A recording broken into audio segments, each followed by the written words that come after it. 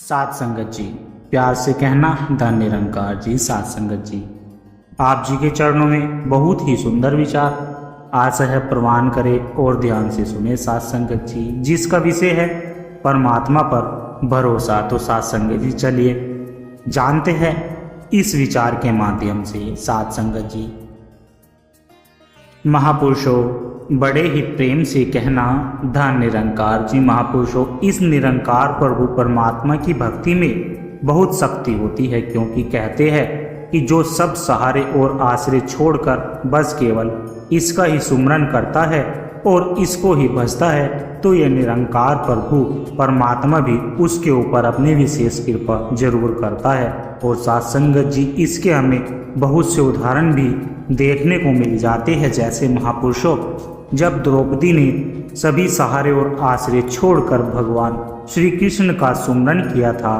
तो श्री कृष्ण ने उसकी भी लाज बचाई थी। और भक्त ध्रुव और प्रहलाद को तो हम सब भली भांति ही जानते हैं। सात संगत जी, उनको भी इस प्रभु परमात्मा ने अपनी अखंड शक्ति प्रदान की हुई थी, और उसी भक्ति की शक्ति के कारण सात संगत जी किस प्रकार उनकी भी रक्षा हुई, इसको भी हम भली भांति ही जानते हैं। तो महापुरुषों, इसी तरह से भक्ति की शक्ति का एक भावपूर्ण प्रसंग है, जो दास आप जी के चरणों में रखने का प्रयास कर रहा है। आशा है प्रवान करे। तो महापुरुषों, इसी तरह से एक बार एक लड़का होता है जो सारा दिन बस भगवान की भक्ति में ही लगा रहता था और सभी साधु संतों की सेवा भी करता था, लेकिन वो केवल भक्ति के अलावा और कुछ भी काम धंधा नहीं करता था। सात संगत जी, इसीलिए उसके माँ बाप और भाई बहन भी सभी उसे निकम्मा ही मानते थे। और सात संगत जी, इसीलिए पूरा परिवार उससे परेशान ही रहता था। और उसी नगर में एक राजा भी रहता था सात संगत जी, पर उस राजा को कोई भी संतान नहीं थी, और इसीलिए उसके राज्य के ज्ञानी पंडितों ने उसे कहा कि हे राजन, अगर आप किसी नौजवान युवक की बलि दोगे तो आपको संतान की प्राप्ति अवश्य हो जाएगी।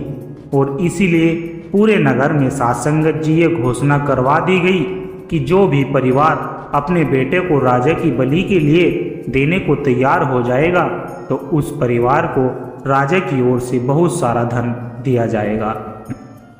फिर यही खबर सात संगत जी उस लड़के के परिवार तक भी पहुंच गई, और पूरे ही परिवार ने उस लड़के के बारे में यही सोचा कि चलो, ये कोई काम धंधा तो करता नहीं है और बस परमात्मा की भक्ति में ही लगा रहता है, और इसीलिए हमारे किसी काम का तो ये है ही नहीं, तो क्यों ना इसी को राजा के पास बलि के लिए भेज दिया जाए, क्योंकि उसके बाद तो धन आने जाने से हमारी आने वाली पीढ़ियों की भी आर्थिक हालत सुधर जाएगी। और यही सोच कर उस पूरे परिवार ने उस लड़के को ही राजा के पास बलि के लिए भेज दिया।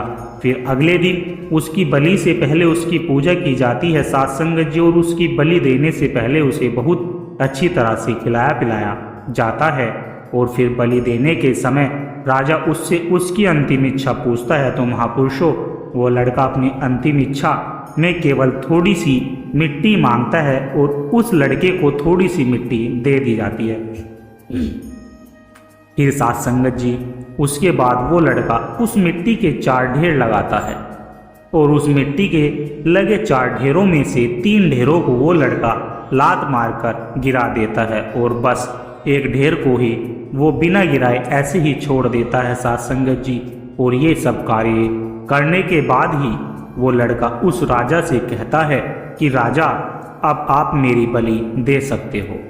लेकिन सात संगत जी, राजा अब उस लड़के की इस हरकत से बहुत हैरान था, और इसलिए राजा ने उस लड़के से पूछा कि पहले तुम ये बताओ कि तुमने पहले 3 ढेरों को क्यों तोड़ दिया और इस आखिरी ढेर को क्यों छोड़ दिया। तो सात संगत जी, उस लड़के ने कहा कि आप इस बात को बस यहीं रहने दो, और आप इसी समय बस मेरी बलि दे दो। राजा ने कहा कि ये मेरा आदेश है, बताओ तुम्हारे ऐसा करने के पीछे क्या अर्थ है। तो उसके बाद सात संगत जी, उस लड़के ने राजा को ये जवाब दिया कि हे राजन, जब कोई भी जीव जिसका अपनी जान का खतरा हो, तो वो अपनी जान की रक्षा करने के लिए सबसे पहले अपने माँ बाप पर, फिर राजा पर और उसके बाद देवता पर ही विश्वास करता है। लेकिन यहाँ तो मेरे माँ बाप ने ही मुझे बेच दिया और राजा जो प्रजा की रक्षा करता है, परंतु यहाँ तो राजा ही मेरी बलि दे रहा है। और सात्संगत जी फिर जीव देवता की तरफ देखता है, लेकिन यहाँ तो देवता को ही मेरी बलि दी जा रही है। लेकिन ये जो अंतिम ढेरी है ये मेरे प्रभु परमात्मा की है, जिनकी मैं भक्ति करता हूँ और मुझे अब भी अपने परमात्मा पर पूरा विश्वास है कि वो अपने भक्त की रक्षा जरूर करेंगे। इसलिए सात्संगत जी मैंने इस ढेरी को नहीं तोड़ा। और फिर ये सुनकर उस राजा का भी सात्संगत जी मन बदल गया।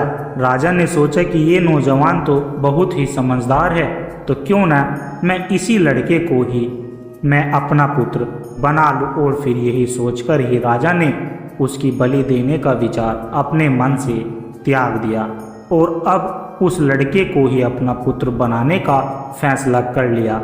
फिर उसके बाद राजा ने उस लड़के को अपना उत्तराधिकारी भी घोषित कर दिया। सात्संगत जी तो इस प्रकार उस परमात्मा को उस लड़के को अपने प्रभु परमात्मा की भक्ति और अटूट विश्वास का फल प्राप्त हुआ।